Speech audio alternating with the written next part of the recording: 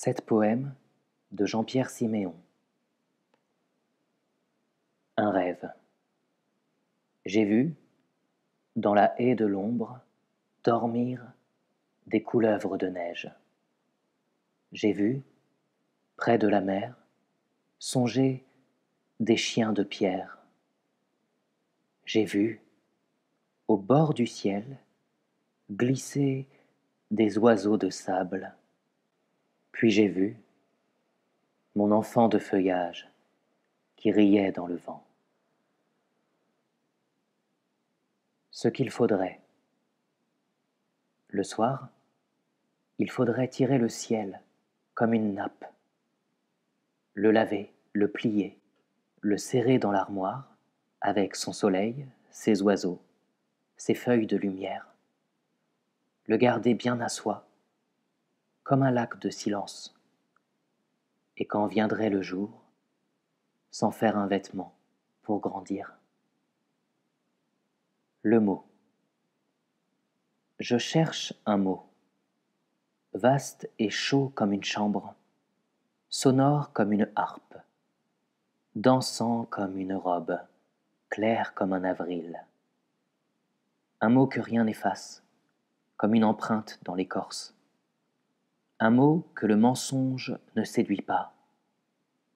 Un mot pour tout dire. La mort, la vie, la peur, le silence et la plainte. L'invisible et le doux, et les miracles de l'été.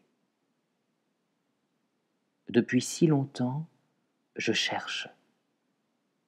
Mais j'ai confiance en vous. Il va naître de vos lèvres.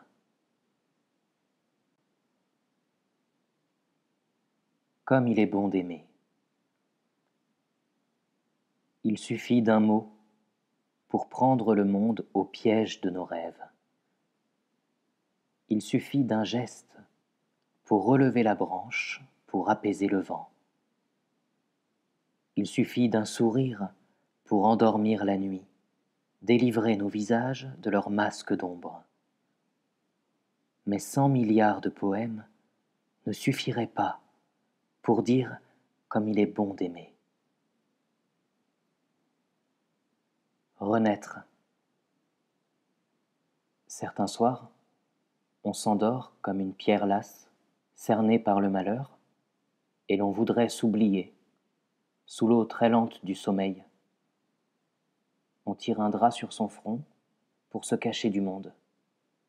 On ne veut ni le rêve, ni l'ombre, ni l'œil têtu d'une lampe.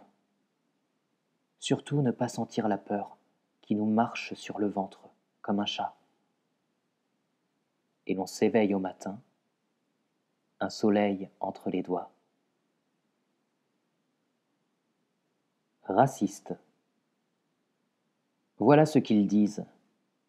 L'anémone est plus intelligente que la rose, le sable est plus beau que le chat, et la pierre a toujours été supérieure au potiron.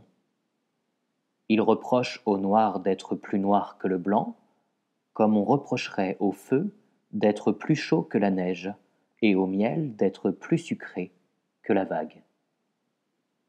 Et s'ils ont peur de leur ombre, c'est qu'ils se doutent un peu que haïr l'étranger, c'est avoir peur de soi. On est toujours plus petit qu'on ne croit. Qui peut dire que sa main est plus large que l'ombre qu'elle fait?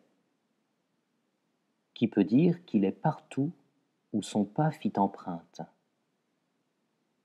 Qui osera dire qu'il est le maître de l'air qu'il respire, du chant qu'il entend, de la main qu'on lui tend? Qui peut jurer qu'il n'est pas l'autre qui passa sous sa fenêtre? Et qui peut se croire le cœur assez riche pour tenir avec lui-même la conversation d'une vie?